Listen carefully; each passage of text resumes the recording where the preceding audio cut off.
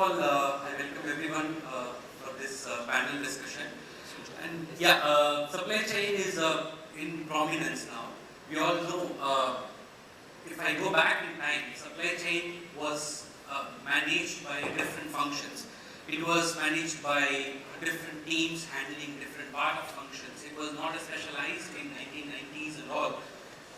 Supply chain was managed by, like, procurement was managed by a production team, and logistics was managed by the source persons. That was the time. It was when you were able to manage the things locally, buy locally, sell locally, produce locally. Everything was happening. So when the globalization happened, that was the time when things were expanding. You were reaching far out and you were buying from far out places. So that was the time when supply chain was getting into specialization, where it was handled by a specialized people called supply chain people. So that was a big difference in terms of supply chain industry getting into shape of special function. And if I have to look at another time when supply chain has changed its shape and this thing, it became a managerial function in 1990s, and if I have to correlate it in 2020 is another time the COVID has become another trigger point where it has become a boardroom focused topic. So that's clearly supply chain is becoming in everybody's priority, where President of US and Prime Minister of India is talking about supply chain priorities and the key challenges. So the topic for us today is very apt to the situation, how the supply chain industry has evolved. So it's about reflecting consumer-centric business strategy within your supply chain. Because in today's world, organizations are not competing with each other. It is supply chain of the organizations which are really competing. So with that background, I want to share a recent study of Gartner towards the second half of 2021, where they talked about, like, what are the three areas, how do we approach or create a customer-centric supply chain. So first point is, like, who are your customers? What are their needs? How do you translate that need into a supply chain strategy? So that's the three major steps, very basic steps. So now with that key introduction, I would like to open up the panel. So with that Gartner study, I would say that, like, how customer expectations are reflected on supply chain design in Hafele. Let me go to Mr. Sanjeev Aggarwal. So let me ask you a question about, like, how customer expectations are reflected on supply chain design in Hafele. Can you hear me? Yeah. So when we talk about customer-centric supply chain, I slightly try to split. First part is the supply chain. In developing country, we traditionally have a concept of purchasing, warehousing. There's nothing called integrated. Slightly I try to go behind. We all, like, know the historical time for the Bajaj scooter. We need to wait for a couple of years. They delivered it. And we all feel happy and proud. Oh yes, we received the delivery. 10 years before, also we used to the similar type of practice. But after the more liberalization, globalization, e-commerce comes, the expectation or customer benchmarking is start changing. So that's a point where we need to come. I will come slightly late on that part. Like when we talk about customer-centric supply chain. The other portion supply chain, when we talk about traditionally Asia, Middle East, we talk about purchasing. We call purchasing function may not be the most brightest person working for that function. As is mentioned, like, okay, shop floor is handling purchasing because it's a purchase.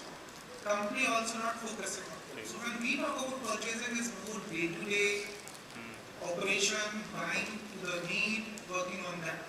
But when you start saying supply chain, and frankly, thanks to pandemic for that word in India, everyone start talking about supply chain. The Prime Minister talking supply chain. Everyone knows there is something called supply chain. 20 years before, if you say someone, oh, I'm a supply chain professional, oh, you do purchasing.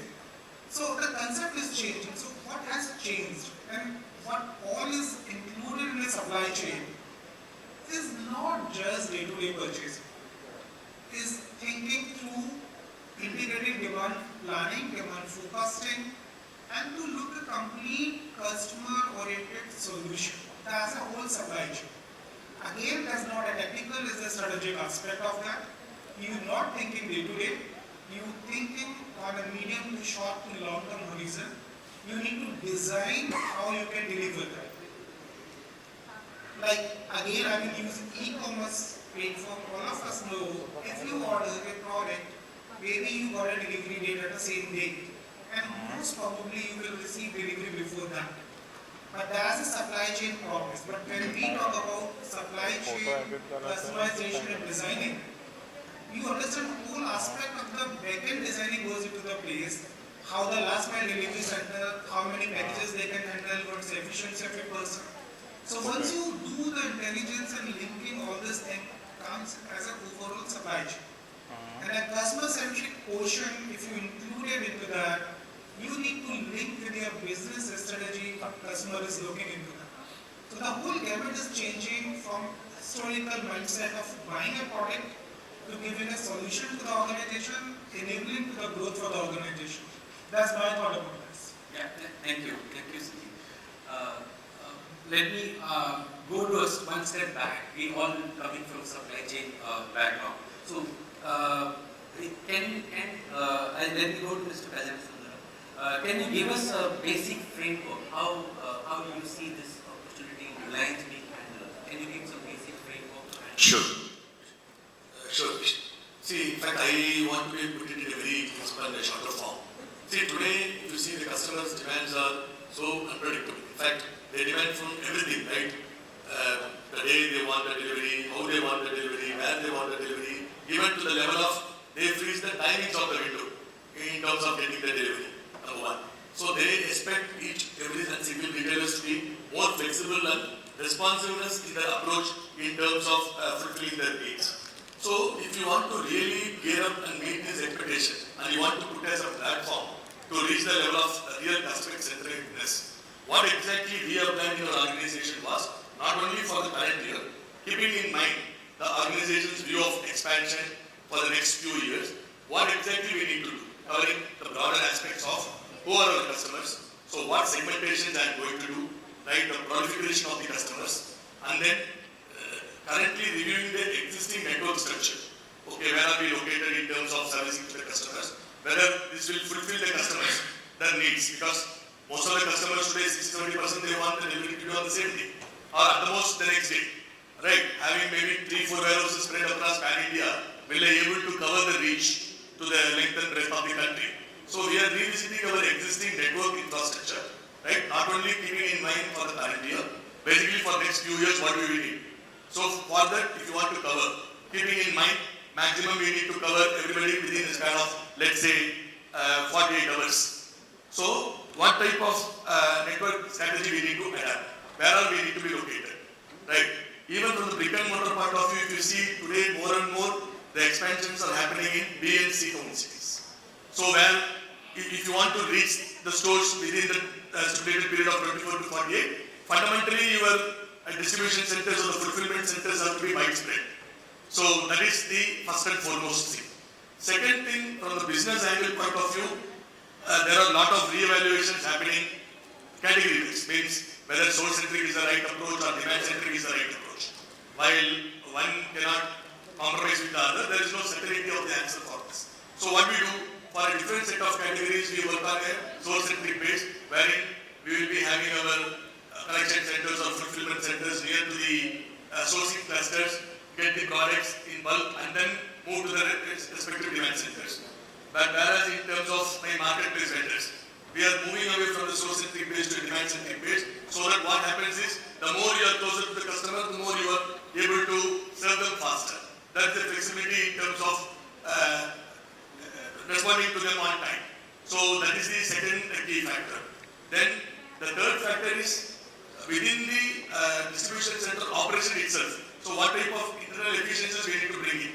So at the end of the day, if you split the entire journey of service to the customers, it's only two portions. What is happening within the warehouse, and what is happening outside the warehouse. So, if within the warehouse, suppose if I need to, maybe let's say, consolidate my orders, pick, pack and dispatch on time. So, what exactly is the methodology I need to adopt? And as I said, every customers want to be in omnichannel mode. They want to order online, okay, get the product from the offline stores, or they visit the offline stores if the products are not available. Using the kiosk, they order then and there, right? They want to return the products irrespective from whichever mode they bought, they can be returned it to the any location. So if I need to bring in all these flexibilities within my operations, then what type of fulfillment operations I need to have? How can we bring in or build in the flexibility, the required flexibility to capture every single type of channels? So most of the warehouses what we are envisaging today or designing today is capable of handling all this omnichannel approach, be it a brick and mortar customer or be it an online customer. Even in online customers, there are B2C separate channel line and business to business is another separate channel line. So that is the third thing.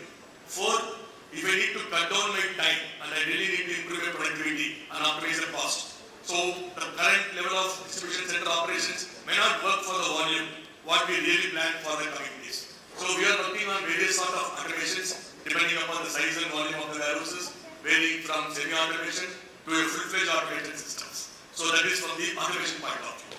Then from the inventory point of view, for specific categories where the pattern is established, we are moving towards a vendor managed inventory so that at any point of time there is a next lot of merchandise which is ready in the pipeline.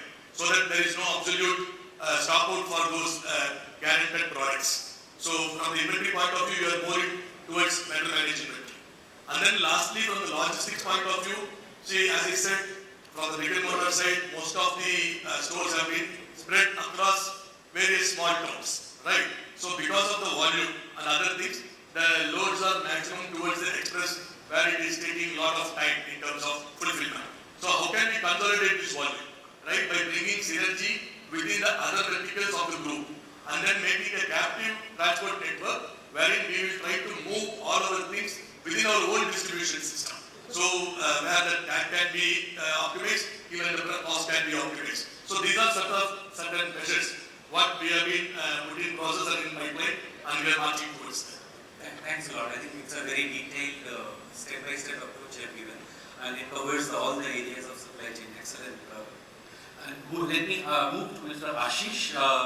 How does customer value proposition is driving the business decisions in the supply chain? Can you throw some light about how Nestle is handling? Thanks. I think some of the things have been covered by the fellow panelists, but a lot of times in our business, we keep saying that we want to design a customer-centric supply chain. But when you ask people that what are you contributing towards customer centricity, then people come up and talk about some KPIs that they have. So for me, an organization has to evolve beyond the KPIs. And when I say customer centricity, there has to be a clear-cut value proposition that customers value for a product. So I am from food FMCG, and if there are food products, the consumers may show value for money, right? Pricing, consumer value proposition, freshness. Nobody wants to eat old products. Certain signature notes and taste. If it's a food product, certain spices. If it's a chocolate, a crunch, or a bite when you're eating the chocolate, premium packaging, right? So there could be a lot of attributes that consumers feel happy about. And then there are certain base attributes that are given, like when you go and watch a movie, you do not decide the movie hall basis the quality of air conditioning of the movie hall, right? Because that's given. A movie hall should have the right air conditioning. Yes, you decide on the sound quality and the screen and proximity to your place and the experience of whatever it is. So there are certain attributes which consumers take for granted, and there are certain attributes that consumer value. Now there's a methodology by which you can capture this, right? Once you have captured, then you look at the Pareto analysis in terms of contribution to the value proposition, and then you prioritize and you say, okay, these are the 5 things that if we work upon together across the value chain will enhance the value proposition for the consumer and customer. Once that is clear, in that value stream, everyone will have to contribute towards enhancing the value proposition in whichever way you can. So, if consumers are looking for fresher product, it starts from how often are you producing your products, right? If your manufacturing runs which are once in a month, obviously you're not needing freshness because then there's exponential effect which comes in. So, it starts from there. Then how often are you distributing? How good is your demand planning process and so on and so forth. If it is about premium packaging and the consumers want to feel a wow when they're buying a chocolate for 100 rupees, what is that premium packaging that you need to build which is better than the competition, which creates a wow? So it goes to the packaging team and the manufacturing team and the procurement team. So once you are clear what is the consumer, what do consumers and customers value, you can then drill it down across the value chain where everyone knows what is their contribution to it, how are you doing it, okay, and what enablers you need to go there. And then you can do a dipstick every 6 months, 9 months, 12 months, that if you were to enhance consumer value proposition, how is it helping to your brand? Is your value distribution increasing? Is your market share increasing? Is your brand equity improving?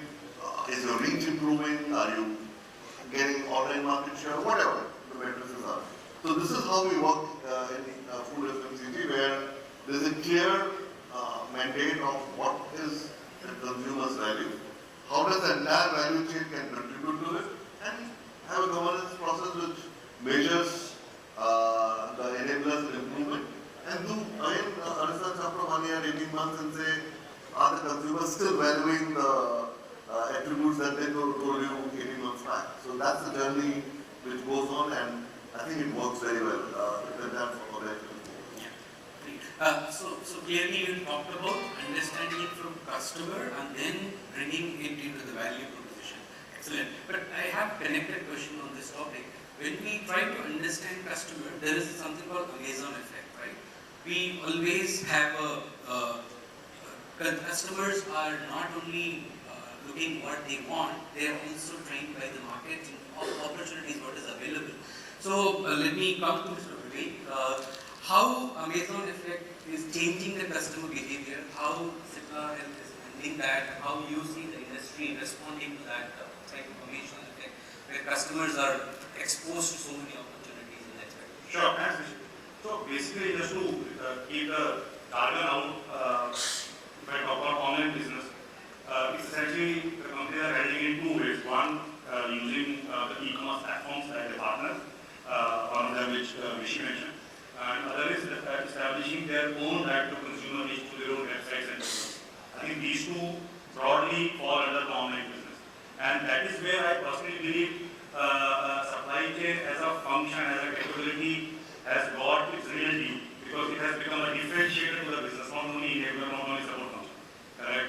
And it can make or break a business because a supply chain is getting operated in a certain way, of course, backed by technology. Right? So that's the part of it. One thing, which this online business has done to supply chain leaders is it has actually exposed them directly to the consumer, which they are not used to. They were not used to. Okay, I remember many years ago I was part of Fire Centuries and part of the core team which established the D2C business for Kaya. And one Sunday I got a call directly from a customer that my package not got delivered, and I didn't know how to handle that call. Right? And I was looking for a corner and hide, right? So supply chain is no more, in a way, a pure play backend now, right? The warehouse is the last mile is directly talking to the customer. But that being said, there are three pillars of supply chain which work, silently in a D2C or an online business: the reach, the speed, and the cost. Okay, let me spend half a minute on this. When I talk about reach, what this so-called Amazon effect has done, it has started defining the reach in the form of pin codes now.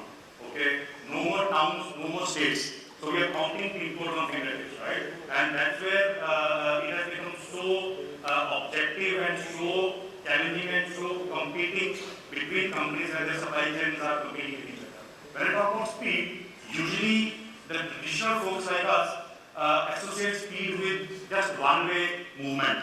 How I move, how fast I move my stock from my warehouse to my distributor. So distributor is where my world ends, right? But in case of an e-commerce kind of a scenario, this speed, I believe, has got replaced with agility. Because now we are talking about not only one way, we are also talking about how fast we can reroute a package which was actually meant for one customer, now it's going to another one. How fast we can take a return delivery from the customer, because there is a return promise which the website has done on behalf of supply chain. So the speed has now many meanings, right? Finally coming to cost, which is the most favorite area for most of us sitting here.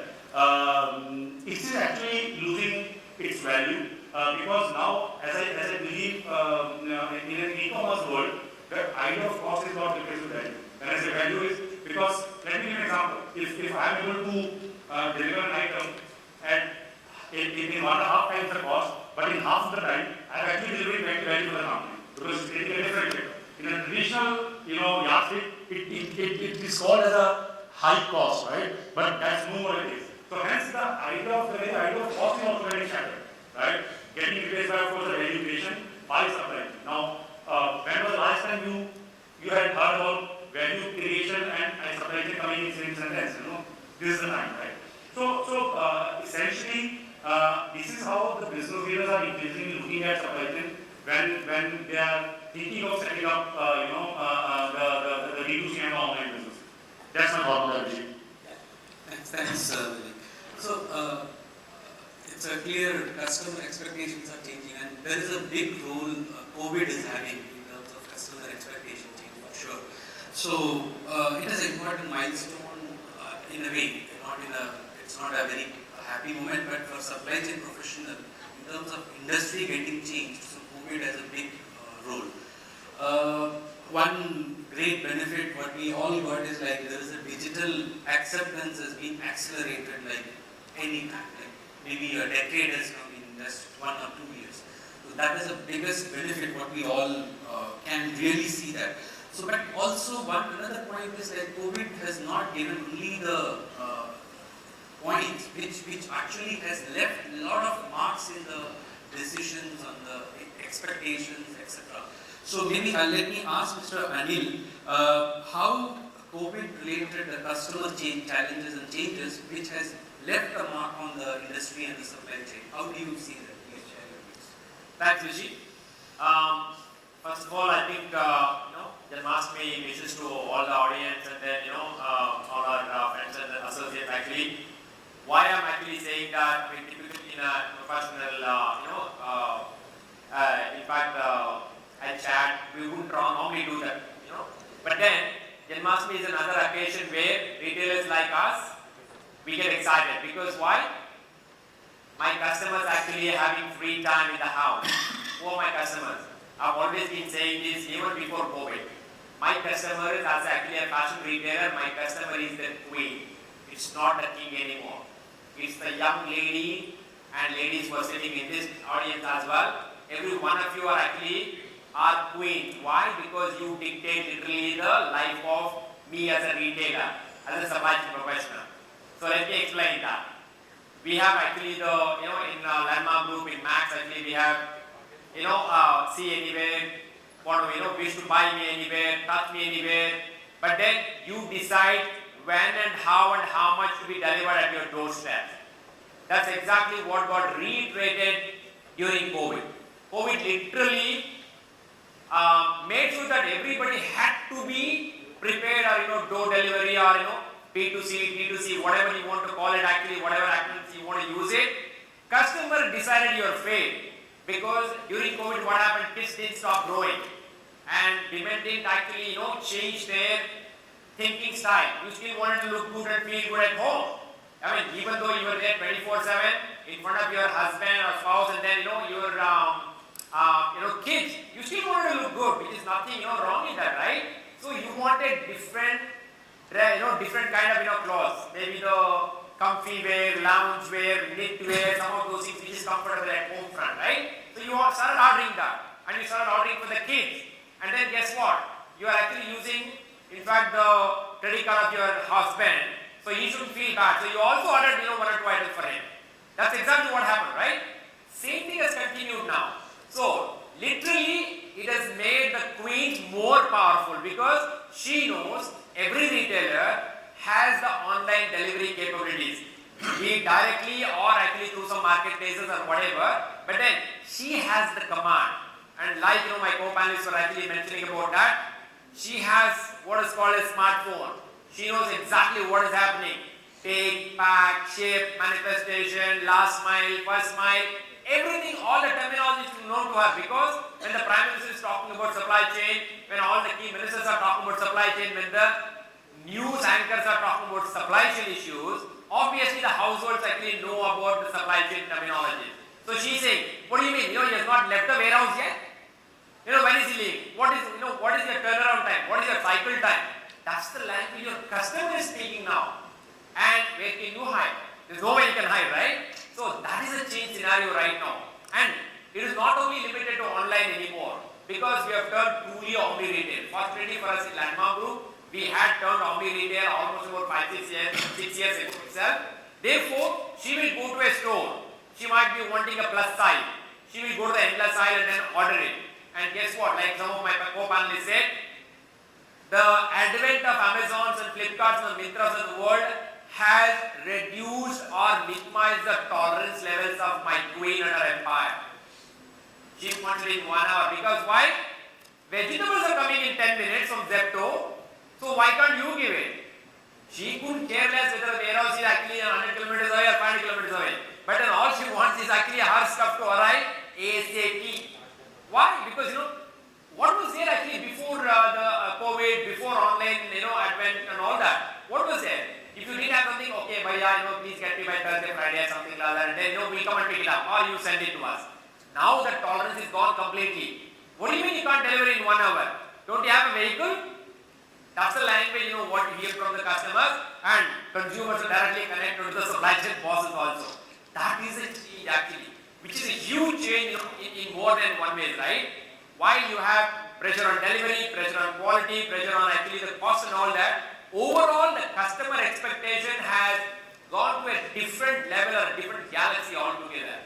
So as I said, every consumer knows about the supply chain, which is a good thing for us, because one thing, as you said, there is no place for us to hide. We don't even want to hide actually, but we also want to deliver a better value for the company and so on, right? Therefore, overall situation is the queen is literally dictating our terms. And also what has happened in the probably last 5 to probably 8 years, we have actually we have literally spoiled the customer. We really spoiled the customer because we have said, no problem, we will not ask you any questions for return. India is the only country where there is zero cost return. Every other country, I've been to US, Australia, even in the recent months also, everybody charges you something for actually return. We are the only people who say, no questions asked return. So what will she do? She will order a small, a medium and a large. And if I'm lucky, she will at least have one piece with her. Otherwise she will return all 3 pieces. So where is my cost efficiency? Where is my delivery efficiency and all that? These are all the changing actually, scenarios in the workspace, particularly in the supply chain. What is good is that we have come into the forefront, and then supply chain is one of the top 2 or top 3 agenda topics in every meeting across the company. That has given us actually a lot of voice to ask for technology, ask for manpower, ask for infrastructure and all that. So that's on the consumer front. On the back end, I guess I would like to leave you with this actually thought, which is quite a provoking thought. COVID has literally pushed us to become more agile, more nimble, and even reduce the warehousing space, and then shorten your journey, reduce your inventory, reduce your overall cost of holding goods and all that. Because you cannot afford to come and stock it and then supply it. Because customer, behavior is also changing. She wants actually a design or a different size or whatever, but then there is no time for you. Your factory to DC to store to customer journey is getting shortened by the day. That is where I'm saying, if you are really able to manage the velocity of the transaction, you don't need a lot of warehousing space. You don't need so much manpower, because you will be able to chop off some of the touch points. That is what has probably given us as an opportunity. That's what I'd like to actually say, Abhishek. Yeah, it's a great point actually. So it's like also said that before customer comes to know what they want, if you are able to predict what they want and start moving the inventory to near to the customer. That's how you can reduce the velocity, because the material has to move so much kilometer. You have no opportunity to cut that.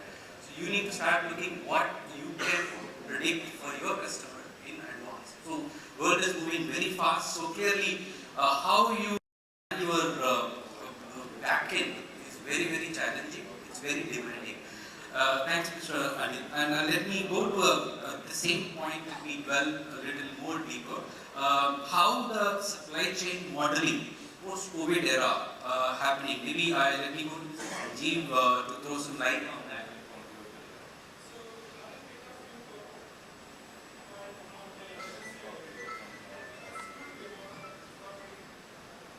Again.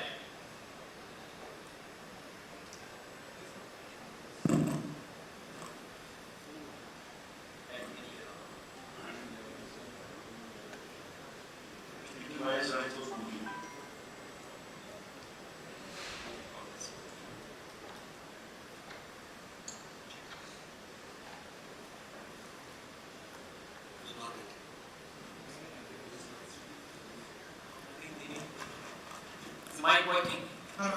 Yeah. So I will pick a few points that Anil said, just to recap to understand. First, the customer behavior change. All the supply chain KPI which earlier CEO reviews, they start reviewed by the customer. And thanks to the technology, all customer can draw the supply chain KPI for a company, how you delivering against promise. Other than the cost, you can track almost all the KPI. Second thing, that's also given you very inflated demand. Like Anil mentioned, if you pull out any portal, any backend company, they try to review the demand. Like you ordering 3 sizes, medium, large, XL, but actually you need one, or may not be one also, because it's a free review. So that's also inflated the demand. I was talking during a COVID time to one of my friends who worked for a luggage company. He said we have double the demand pre-COVID. Who is traveling in a COVID, you are not allowed to go out from the home. So the first point is very, very difficult to anyone to predict the the market or the customer behavior. Forget about supply chain design. I will slightly go beyond that. Lot of companies talk about BCP, business continuity planning. Every company have, or all big fortune company have a business continuity planning where was in a year they try to simulate employee has to work from home, how running and not running. If I will say that COVID is a true business continuity planning, reflection of depth of the organization, how the system design, workflow happening from that. A lot of things what we take granted is not available. Like going to the office, working in the office, talking to the people, we have a lot of number of resources, all gone all of a sudden. You need to start managing them. The material availability, everyone say, oh, it's a low cost product, okay, let's go to the neighboring country and buy from there, or this thing. This all of a sudden has become difficult because your logistic cost become more than your product cost. And top of that, when the port is closed, your container is not coming anymore into that. So like 3 to 4 months time when your container is in high sea, you have to pay the demurrage and all this thing. So that's whole change the thought process for the organization. First, maybe 3 to 4 months, all of us notice in the COVID, no one have a clue what's going to happen. Or maybe that time there is hardly any demand. Or very less demand, but after that it become a new normal for us to work.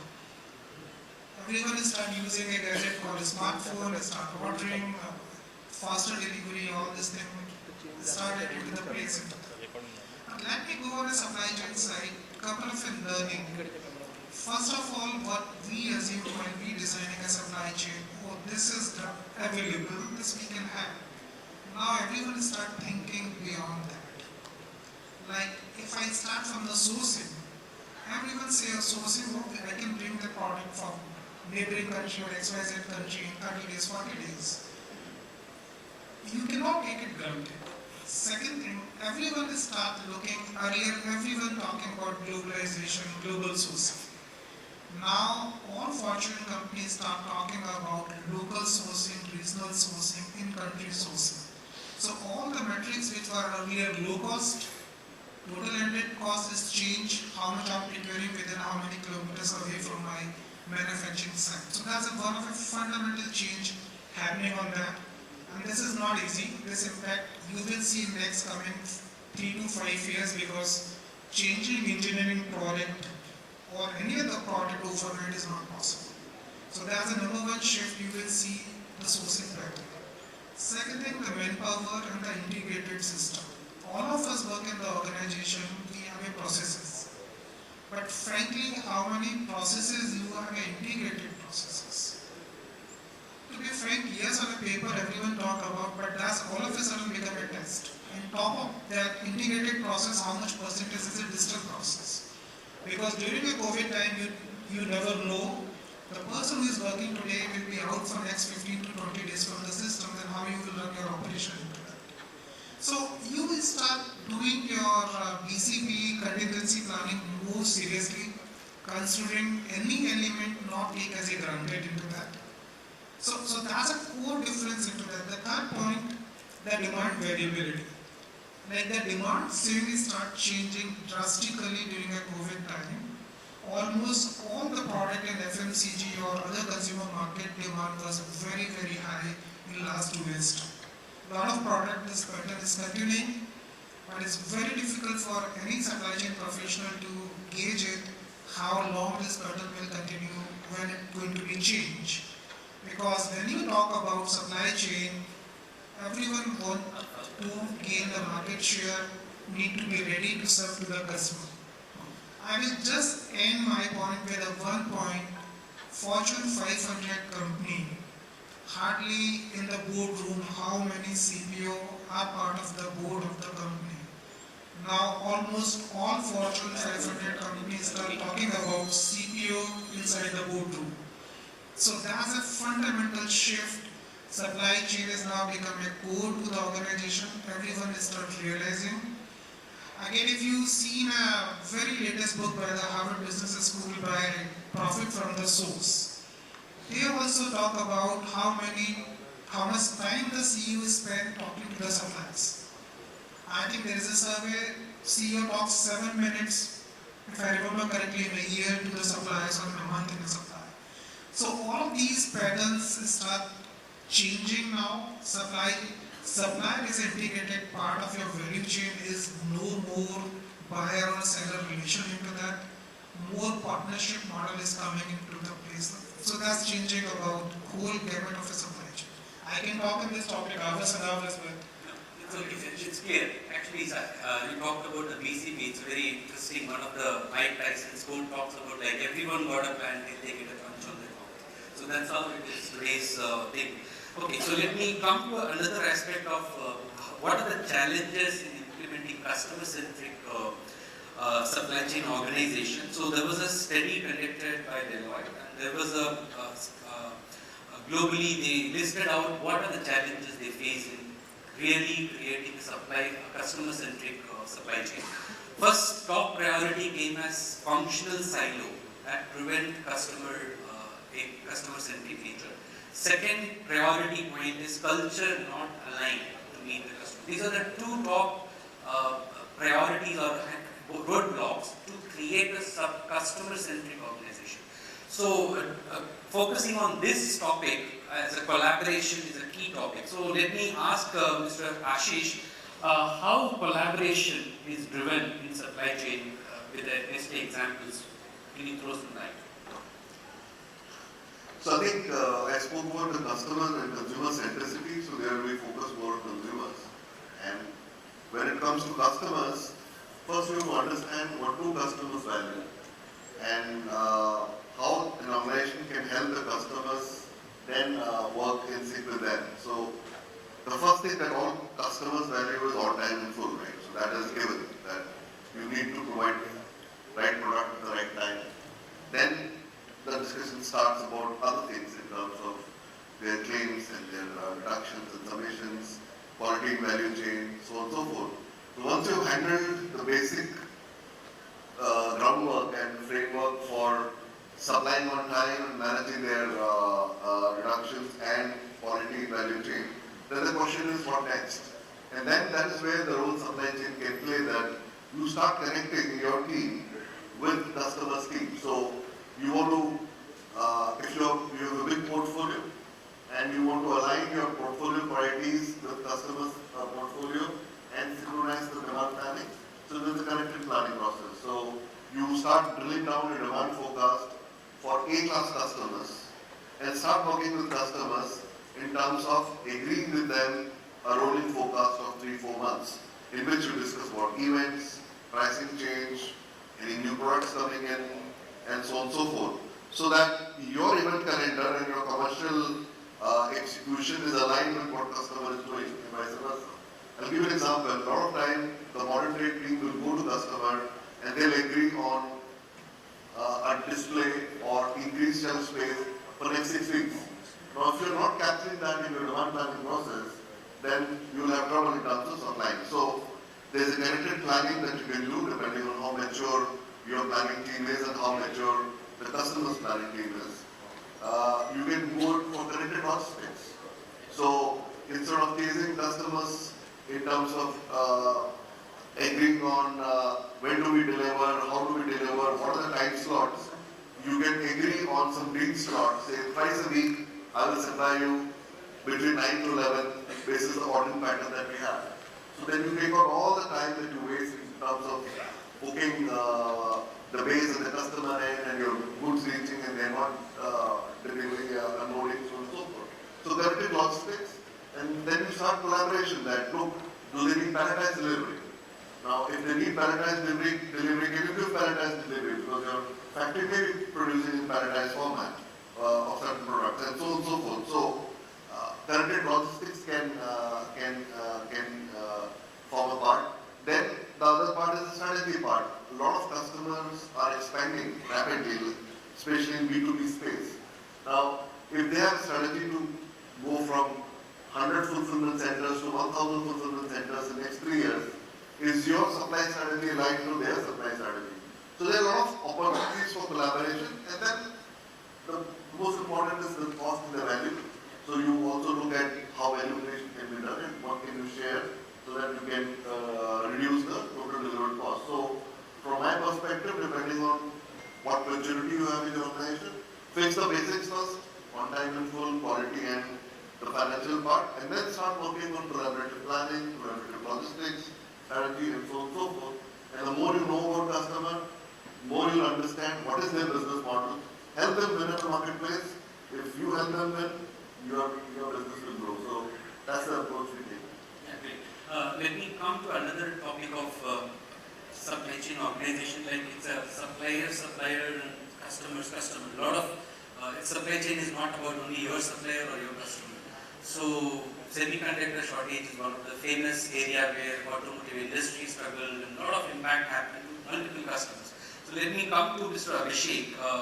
How you see this opportunity of collaboration in extended organization?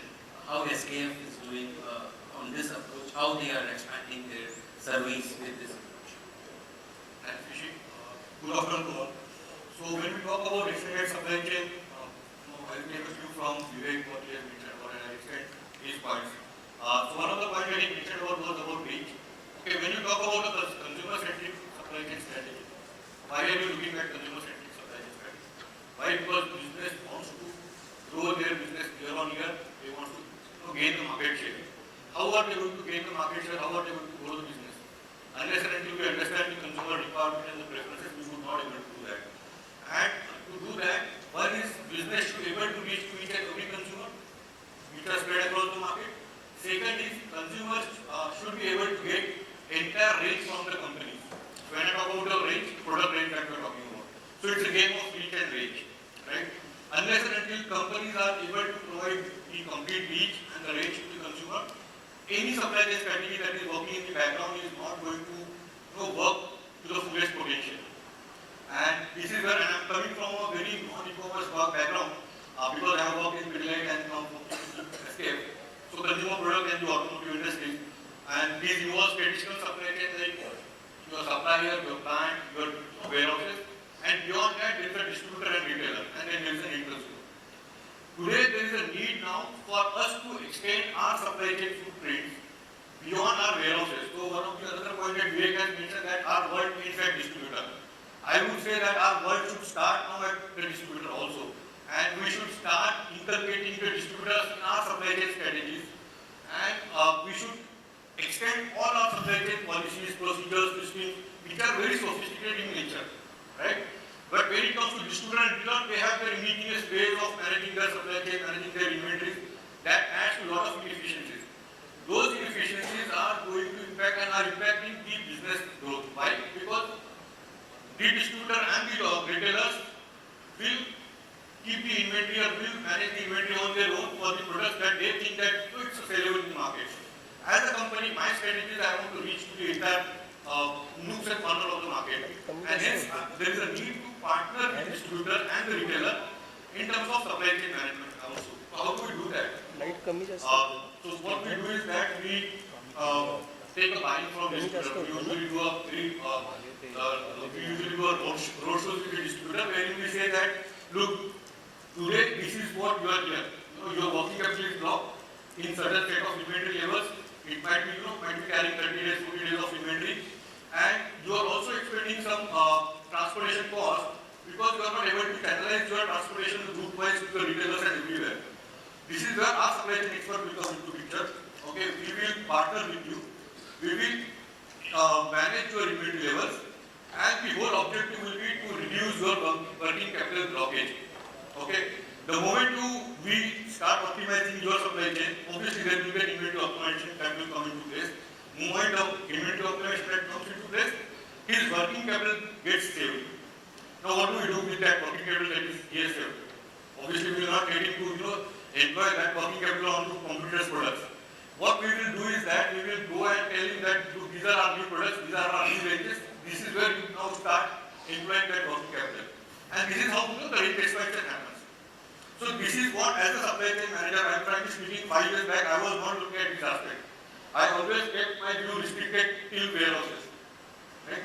From last 5 years, we have now started broadening our horizon and saying that look, warehouses, there is a world out there in the form of distributor and retailer that it should be, tackled in a very sophisticated manner.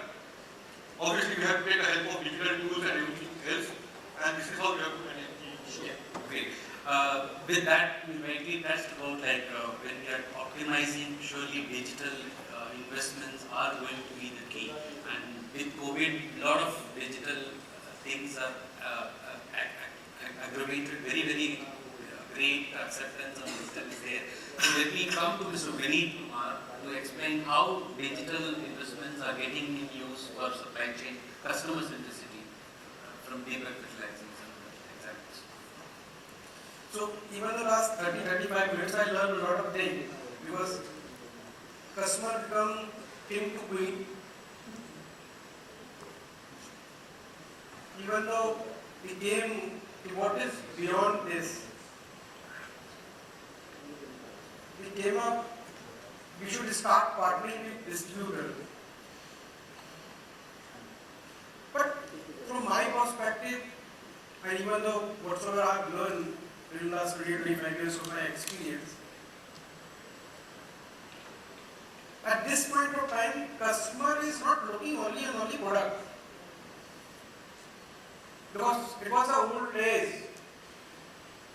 Once we used to just see the customer proposition by means of brand, by means of quality, over and above the trust on the brand.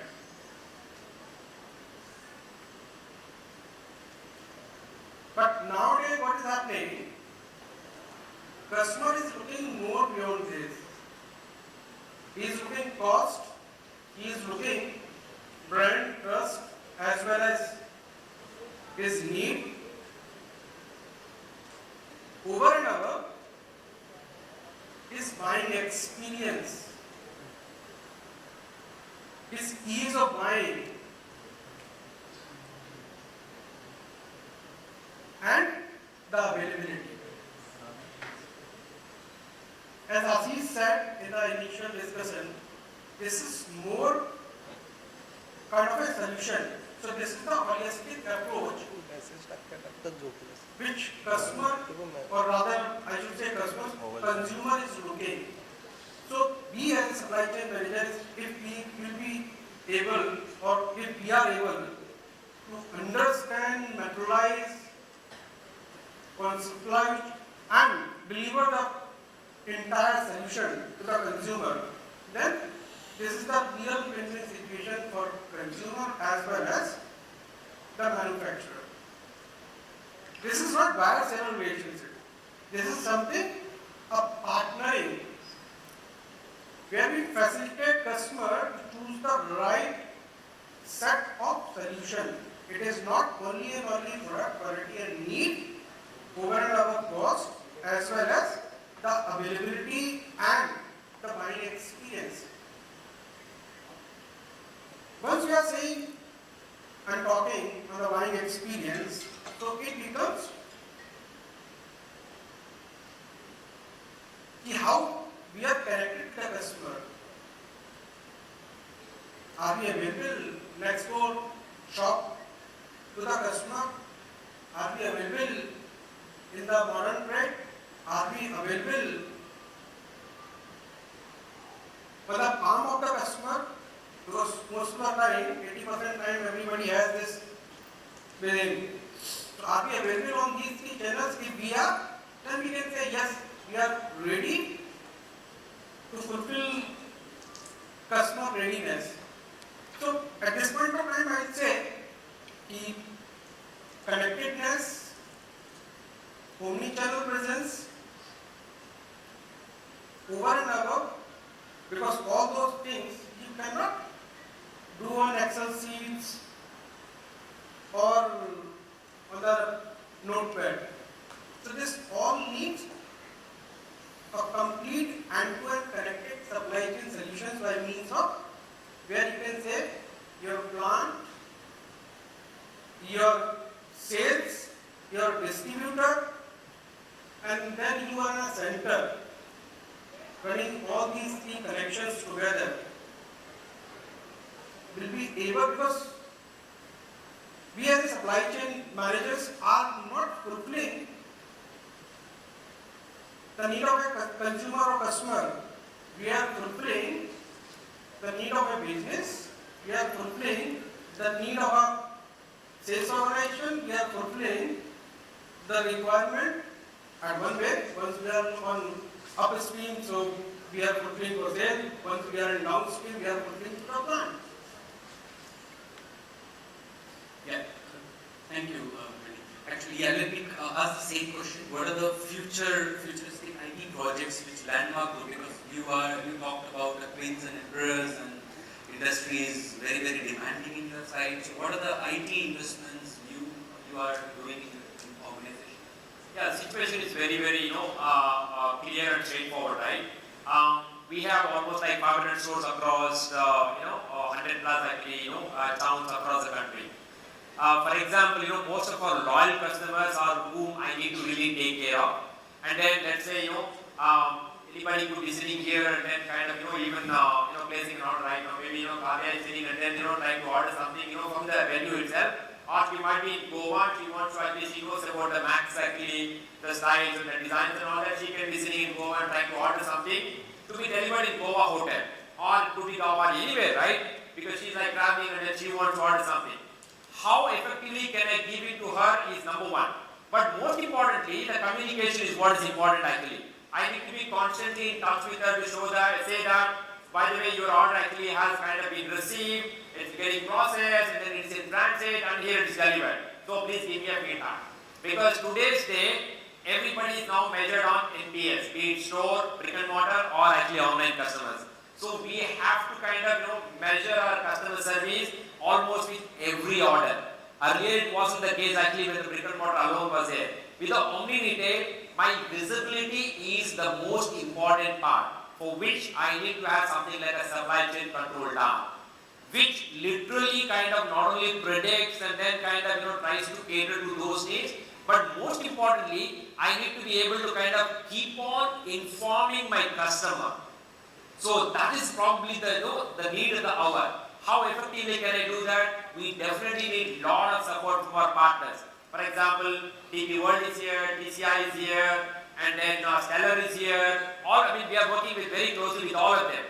Each of them need to be kind of, be at my same level in terms of visibility, in terms of, system capability, in terms of actually system readiness. They all need to be at a similar level actually. Only then supply chain control tower, has any sense to it. So therefore, it is like a holistic journey from suppliers, our back end, then front end, and our partners, and even our consumers actually, to be able to stay in that level so that I'll be able to fulfill her needs actually. Because the expectations are already set. And then there are no, I can't go and ask my customer, maybe I can ask her, she'll, wait for probably four more hours, another day or something like that, but nothing beyond that. Because the moment I do that, if it is an online order, they'll cancel it. I lose everything. All the effort goes actually in vain. So therefore, to be, ready to do a deal with all these things and provide visibility is the need of the hour. So we have all the necessary systems for that. It's a complete ecosystem as to Correct. Okay, great. And then let me ask, we see a lot of companies venturing into multiple channels. So we talked about even the example what Vineet was talking about. So maybe let me ask Vivek, what are the precautions or the watch-outs for those organizations which are venturing into D2C business? So what are the watch-outs for them? Okay. So if you see, if you guys exactly know this is the most traditional brick and mortar business which comes to your mind. So let me help you. The bricks and the mortar, right? So today you can buy bricks and mortar online. So even those guys have started moving online. My point there is, why this question is important is because there are two types of companies. One, they have taken birth as a D2C company. But the other companies, the majority are the ones who are traditionally brick and mortar, they are trying to set up few businesses on. Right? I think that's the more difficult job. Reason? Because I think the biggest watch-out is the mindset, right? Of the leader as well as the people, right? The mindset needs to change from a 5-day week to a 24/7 working mindset, right? In that kind of business. So that's one shift. Ruthless customer service is one of the biggest mindsets which undergoes change when a company traditionally moves from one kind of channel to a B2C channel. You talk about inventory, there is no more a distributor or a sub-distributor to protect. You can't, if your customer doesn't get an order on time, you can't say, ma'am, my OTF is 95%, so what if you haven't got, right? So that's how the things are now. Even when you choose your last mile delivery partners and your service partners, I think the choice has started becoming very difficult because you may have to bite that bitter bullet of not going with your 20-year-old partner because he doesn't understand the B2C problems, right? He has not done that kind of work. He has not done that kind of tech, right? So you need to learn from, you need a partner whom you can learn from rather than you want to teach it. And then once you have learned, you take along your rest of the partners. Maybe that can be a better way to look at it. Even your the last mile delivery concept has undergone a change because your life doesn't stop, as I said earlier, to a distributor. You need to have a partner, you need to have a service which gives you life, which gives your customer a life alert on what is happening to his or her shipment, right? So I think to keep it short, that's where this entire journey from the companies are moving from brick and mortar and setting up their online businesses is very difficult, but things are happening very fast. That's where Doing on time? Yeah, okay. Just we start again, so we can extend a bit. So with this, I think we will take a few more questions from the audience. We have only 3 minutes left. I think we can extend that. Yeah.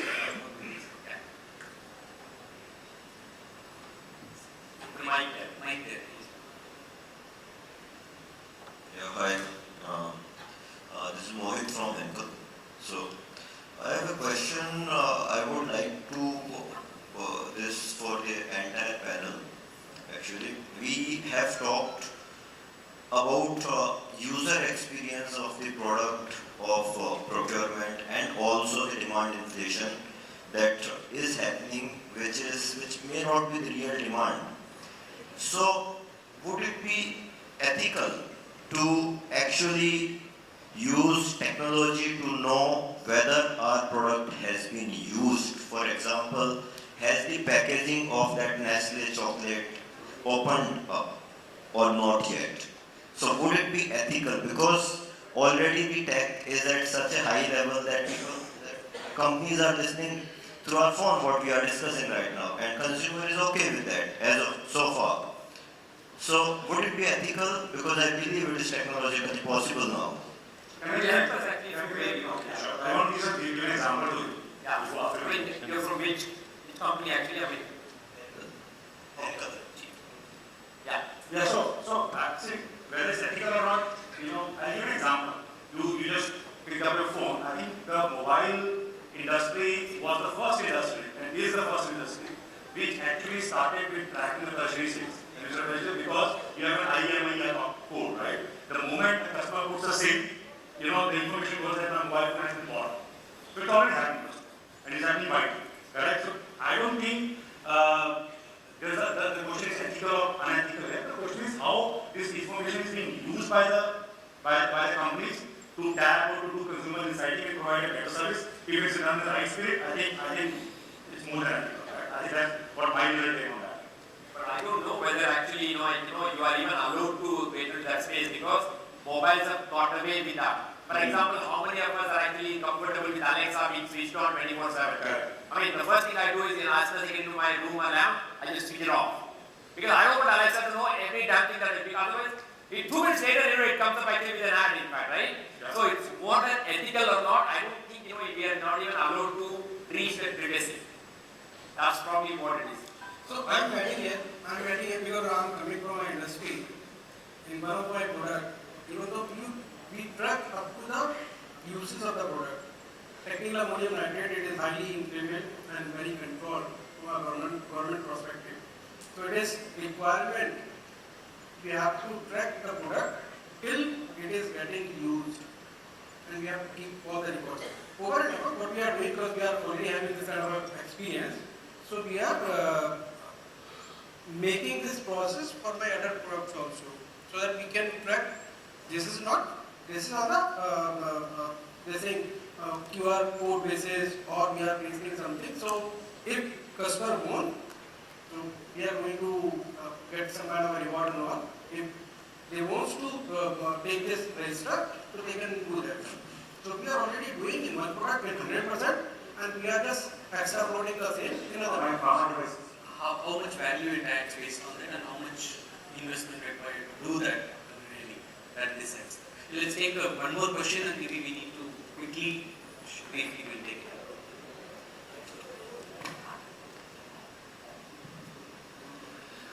Thank you, panel, for this very engaging conversation. Myself, Rajamanickam from Maya.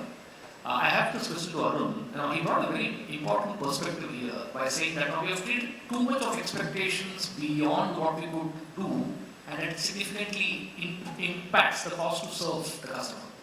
Like this whole piece of online where we are talking about returns without any cost, talking about significantly over-ambitious turnaround times, which creates a significant supply chain suffocation.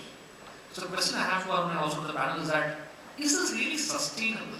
Yeah, because A, you are creating a kind of a competitive, unique selling proposition, but at a significant cost disadvantage. To what extent is this whole, let's say, this phobia of trying to match too much of over-ambitious customer expectation sustainable in the long run? See, I think it's a perfect question, in terms of sustainability, right? All of us, or most of us know how many online companies actually that we can count on on our fingertips actually, who are profitable. Forget about profit, who are break-even at least even now, right? It's difficult in the current circumstances. How many companies have folded up in the last 5 years, even before COVID? How many fashion apparel retailers actually, closed down? Because it could not sustain. People who have actually got the deep pockets and so on, they are the only ones, they can kind of, keep on burning their cash, right? So obviously it is not sustainable. For example, in our business, maxfashion.com, when you go or even through Myntra, even Flipkart now, we clearly say that there are certain pin codes I cannot actually service within 5 days. I make the commitment in the upfront. If you want to cancel the order, so please do that actually. Otherwise, go and collect it from one of the stores actually. So we are trying to be as realistic as possible, but it's a larger question. In terms of earlier the retailers realize and reset the expectations with customers, it is not actually sustainable in the long run. That's my take actually. I will add to the Anil. Actually, what's happening right now is more on a company operational efficiency to value creation. Because certain extent this bring efficiency to the back-end supply chain or the organization. But there's a point after that you cannot do that. And then the whole game of valuation is coming. And as also mentioned, see how many companies beyond bricks and mortar is profitable and sustainable profit. A lot of big e-commerce companies which we name it day in day out, you see, are they really profitable in India or not? So a lot of things going to be changed. First is a more market capturing, but slowly and slowly, that's my opinion again, things will start changing, like return free in India. Yes, it's a big cost. Maybe soon they will start charging 100 rupees flat and then slowly. So you are right, it's going to be challenging. I really cannot say sustainable or not. You can do innovation, technological intervention, operational efficiency, but there's a limitation beyond a point, may not. Yeah, so I take this in a different perspective. Rather than taking this as a sustainable, whether it is required, because now this is not day, this is minutes, 10 minutes will be. So first of all, why it is happening, even though some of the point has already been covered. So it is happening just to build the competition. Yes, I am having this available. So if somebody else is making this business case, I am creating a business case where I am going to deliver within 10 minutes or 5 minutes. This is my USP. So now USP is finished. The business case is not delivering in 10 minutes. What else? And over and above, once we see in a different perspective, Olympic may 100 meters is 6-7 seconds. But in normal circumstances, we see, oh, never. So this is happening in the same way. At this point of time, this is exponential. And once it will reach at a level, yes, this is where we can do. This is going to be break-even. Then it will just come up in a real scenario. I have a question to you. Why it is not sustainable? Not to you.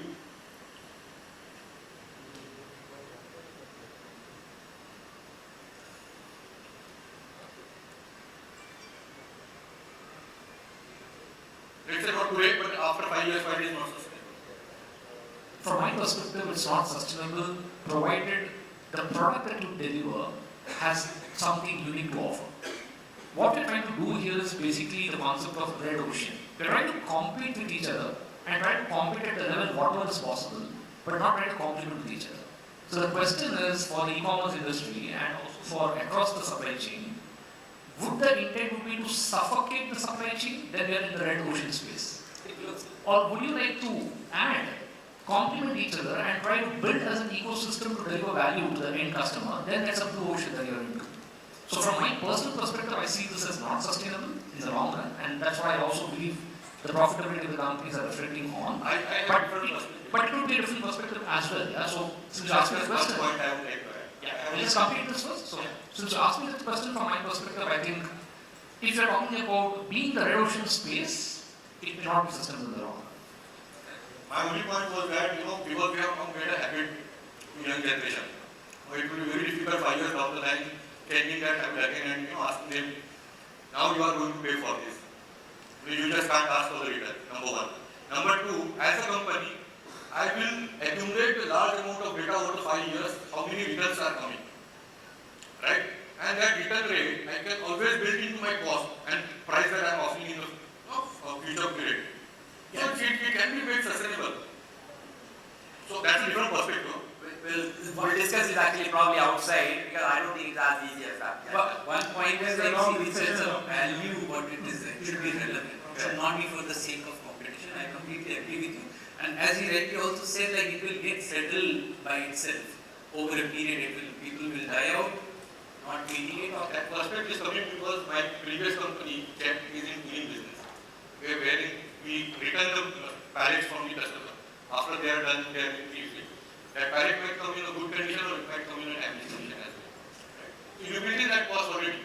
You factor out the return rate, the damage rate, and then you build in that cost you are offering, price offering. That's how you make it sustainable. I think she had a question. Yeah, last question. You would respect the ladies. Hello. Hi everyone. My name is Irisha. I'm from Bayer. As we all discussed, during COVID, demand patterns changed overnight, and the consumers were staying at home. It was very unpredictable. The employees were taking precautions and not, moving much in the market. So just wanted to understand from all of you, from consumer discovery perspective, what were the initiatives that you all took to keep a real-time pulse on the changing consumer preference in the last 2.5 years? Probably this is a question over lunch. Right? I can try to answer you. Like in Hafele, we have a design center where you go and you experience everything and you place an order into that. First thing when we realized, because customer cannot come, so we developed completely virtual thing. You block your time and virtually you can visit the design center and select the product. So a lot of innovation is a need of an hour. There is no plan to have a virtual display for the product for placing an order. And we cannot do, because initially the technology is that you cannot have 20 customers same point of time. Also we slowly develop. So within 4 months time we launch a virtual visit to prior appointment and then we go through that. So a lot of innovation also happened during that time. This is further need to be fine-tuned. Maybe there's a future after 10 years you are busy, even you can travel, you do not want to be making a decision. So as a customer behavior as we talked about, a pattern may change in the future. So a lot of things also new happen into that, and company also adopted almost in no time to need to adopt to the market requirement and to give a solution. Thank you. And even though one of the product which is directly related to the farmers in my portfolio, we have connected more than 100,000 farmers during this lockdown, and that all happens on a virtual mode. Everything was virtual, all the meetings, and it was not with customer, it was directly with the consumers. So already a lot of companies have just evolved their own way. We use Facebook Live, we use real-time app meetings, we use Google Meet, we use Zoom, we use Teams, everything. But we connected consumers on real-time basis at the time they were needed. At the time, we were looking to connect with them. I think just to summarize, customer is at the center of everything that we do. And clearly, it's an evolving area. Supply chain is looking customer-centric view of things. And with that note, I hand over to Kavya. Thank you. Applause for all of our panelists. I think that was a very interesting discussion, and I'm going to snap all the questions that came in from our members of the audience to keep those thoughts provoking. That being said, I'm going to request Mr. Rajamanickam to please present the mementos to your fellow panelists. First up, I'm going to request you to present the memento to Dr. Anil.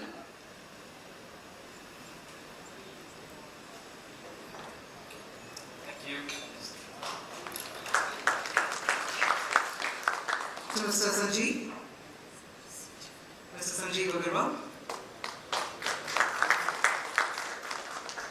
To Mr. Abhishek.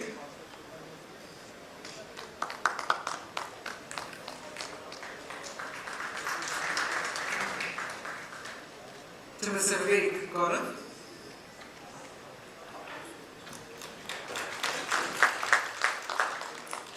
To Mr. Ashish Pande.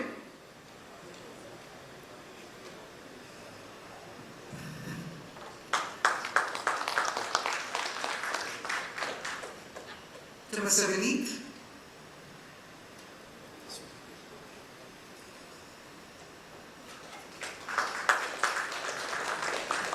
and to Mr. Kalyanasundaram.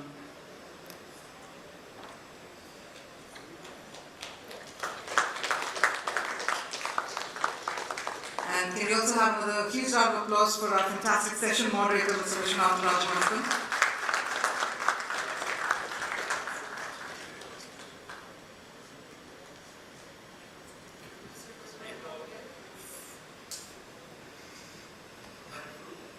Request all our speakers to come together. Kindly step forward, yes, for a group photograph. And that being said, ladies and gentlemen, it's time also for us to head for a quick lunch break.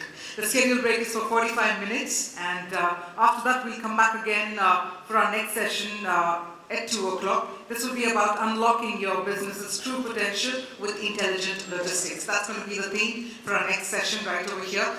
Please note that we'll also be having the parallel tracks taking place. So please do take a look at the agenda. Enjoy the lunch, take care of your belongings, and see you all exactly at 2 p.m. Thank you.